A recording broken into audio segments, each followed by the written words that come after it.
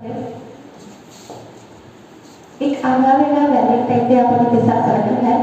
सामाजिक Valentine day म्हणून एक आपुलकी असावी दिव्यांगांच्या प्रती ही नेहमीच दिव्यांग सोशल फाउंडेशनने जपली आहे. म्हणून आज एक वेगळ्या सामाजिक व्हॅलेंटाईन आम्ही साजरा करतोय.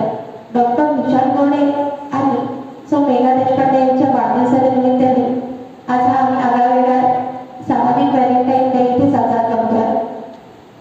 दिव्यांगांना त्यांना जीवनावश्यक वस्तूंचं साहित्य वितरण इथे करण्यात आलं आहे.